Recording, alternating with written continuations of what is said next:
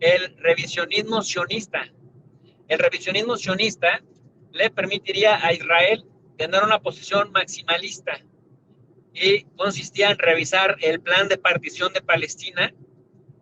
El revisionismo sionista, decía Vladimir Jabotinsky en los años 20, que serviría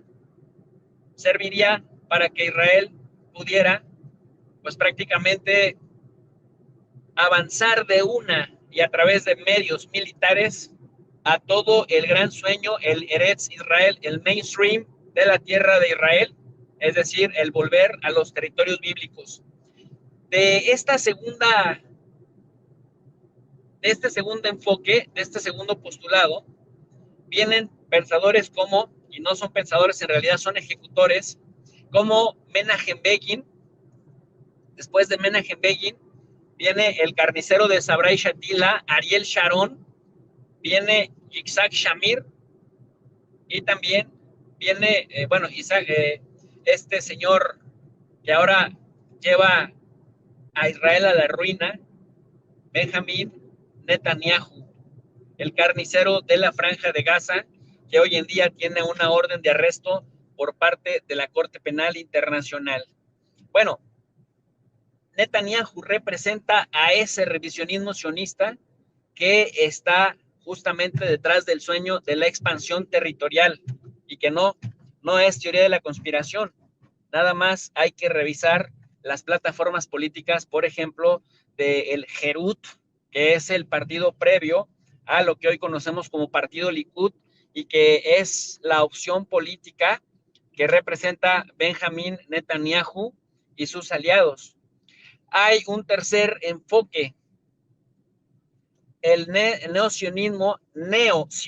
religioso de ideología cuquista que surge después de la Guerra de los 6 Días de 1967. Este neocionismo cuquista ve al Estado de Israel, porque ustedes saben que en general los religiosos no reconocen al Estado de Israel, creen que es un sacrilegio y que Dios no les devolverá la tierra para hacer el tercer templo si no es con una presencia divina. La mayor parte de los religiosos ven a Israel pues como un sacrilegio, pero el neocionismo religioso de ideología cuquista sí abraza una combinación de los postulados políticos de Israel con la ideología religiosa y ellos vieron, motivados por la victoria de Israel en la Guerra de los 6 Días, la posibilidad de que Israel fuera ese medio por el cual conquistarían la tierra y la tierra en donde pues plantearían el tercer templo. Hoy Benjamín Netanyahu se encuentra atrapado entre el enfoque número 2 y el enfoque número 3. Aprovecha la circunstancia internacional, en este caso aprovecha la anarquía de Siria, en la que al mismo Israel ha contribuido junto con Estados Unidos, Francia, el Reino Unido, y se lanza alegremente a las franjas de amortiguamiento del lado sirio para decir, lo hacemos para evitar que nos ataquen desde ahí. En realidad, esto forma parte de un plan de conquistas territoriales que hoy más que nunca se le facilitan. Y se le facilitan justamente porque no hay una contraparte, no hay un ejército, no hay un grupo político sólido que le pueda poner un freno alrededor. A la incursión terrestre, a la incursión terrestre, Israel ha sumado bombardeos aéreos haciendo gala de sus misiles de corto alcance. Y en este diciembre muchos cristianos están viendo juegos pirotécnicos ahí en Siria, cortesía de Israel, con estos misiles que ellos dicen tienen como objetivo lugares específicos, selección de algunos lugares, pero en realidad nosotros hemos estado observando que ni en Siria, ni en Cisjordania, ni en la franja, pues literalmente que se encuentra entre el río Litani y la línea azul, es decir, la frontera entre Israel y Líbano, son selectivos. Es decir, los disparos más bien han sido indiscriminados y luego cuando medios alternativos o la prensa pues hace esa observación, recurren a la vieja confiable diciendo, eres antisemita porque criticas a Israel. Dice, tienes un antisemitismo guardado, tratando de hacer la analogía con el antisionismo y con todas sus implicaciones para los pueblos vecinos.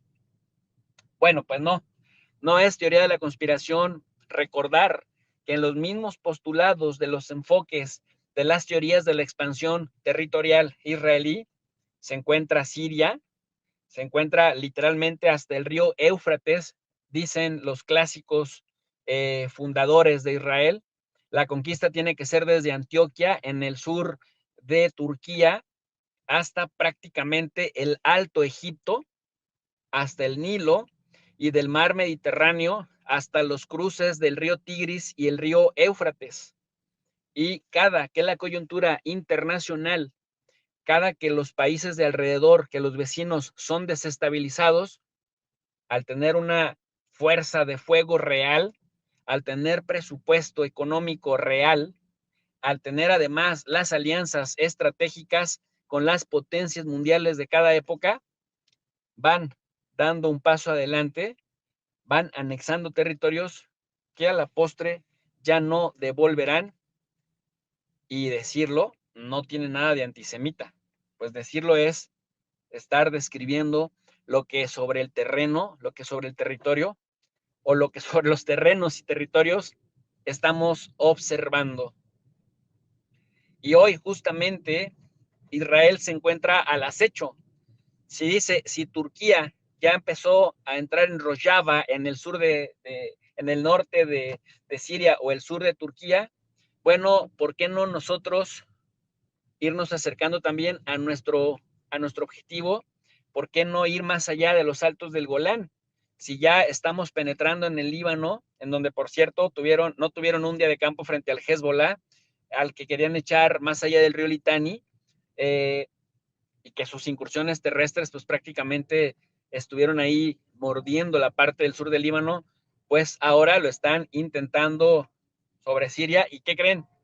Pues Siria no tiene un Hezbollah, el Hezbollah está mermado en el Líbano, apertrechado, pero resistiendo desde el Líbano, pero no le da al Hezbollah, el partido de Dios, que así se autodenomina, no le da para lanzarse al frente. Ahora, el que sí se ha visto bastante mal es Irán, que se autodenominó como líder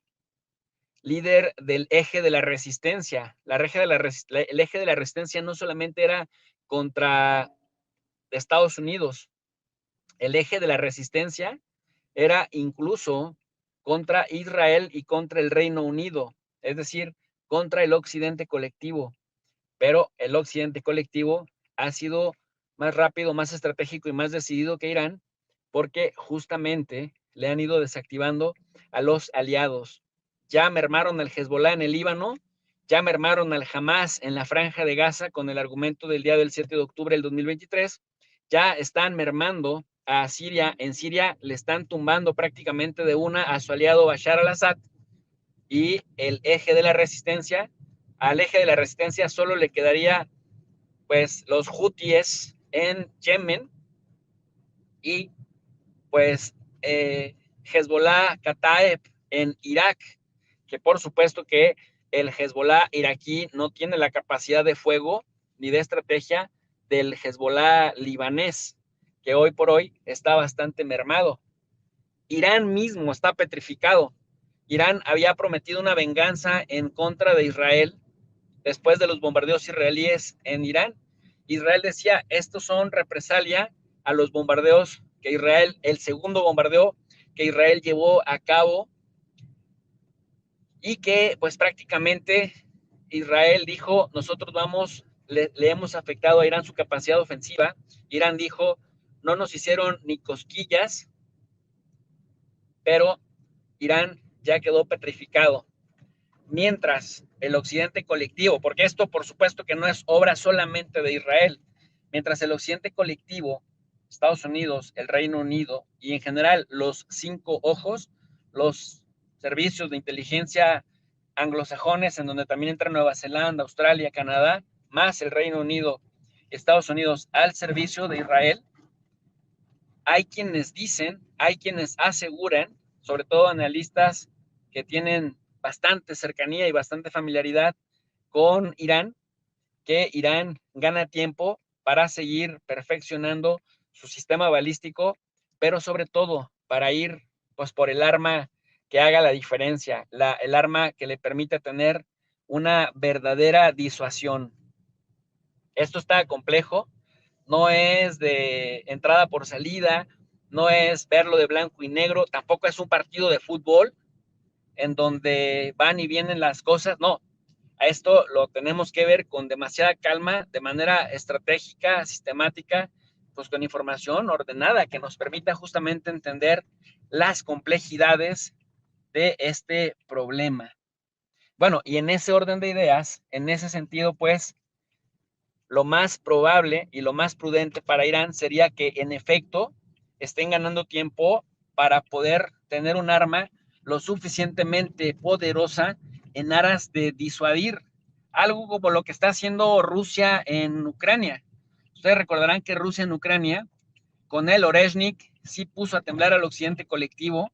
y el occidente colectivo entonces quedó petrificado para seguir permitiendo que Ucrania, con armamento occidental, siga atacando los adentros de Rusia. Rusia sigue avanzando en todos los frentes. Se habla de una especie de analogía, una analogía en la que Irán, pues viendo cómo Israel debilitó al Hezbollah,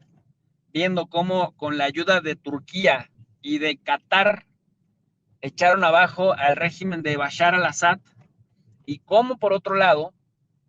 pues los hutíes allá en Yemen siguen haciendo grandes esfuerzos para los hutíes, pero que en realidad son pasos muy modestos para siquiera debilitar a Israel, a pesar de que ya lleva bastante tiempo evitando el paso de los buques comerciales con dirección a Israel, o incluso de aquellos que pudieran tener algo de relación con Israel. Pues miren ustedes que a Irán solo le quedan sus propias fuerzas, sus propios aliados comerciales, y en el eje de la resistencia ya nada más le queda pues los hutíes, Irán y los hutíes, pero el resto han sido, si no eliminados, por lo menos sí debilitados con muchísima fuerza, con una fuerza que parece casi irreversible. En ese contexto, pues, me parece que como no tiene contrapesos, porque Irán no ha mostrado tampoco la intención ni la fuerza para mantenerse con una parte de Siria, como si lo ha hecho Turquía, como si lo ha hecho también Qatar, y como si lo ha hecho Israel. Pues miren ustedes que Israel puede seguir avanzando sin contrapesos, y gracias a que puede avanzar sin esos contrapesos, ahora sí que va a llegar territorialmente en Siria hasta donde sus propios estrategas militares lo permitan. Va a ser muy complicado si Israel se decide a ocupar zonas importantes en Siria. Va a ser muy complicado para alguien dentro de Siria frenar, incluso para alguien dentro de la religión. Así que, ojo con ese dato. No es algo sencillo, no es un partido de fútbol, pero las cosas se tienen que analizar en su justa dimensión. Uno, no es conspiración hablar de que Israel sí está interesado, muy interesado, en los territorios de Siria. Punto número dos, tampoco es menospreciar al eje de la resistencia, pero el eje de la resistencia se subió y lo pasearon. Punto número tres, Bashar al-Assad me parece que ya es historia, y Rusia debe de estar repensando sus estrategias, porque de lo contrario, pues prácticamente le están comiendo el mandado.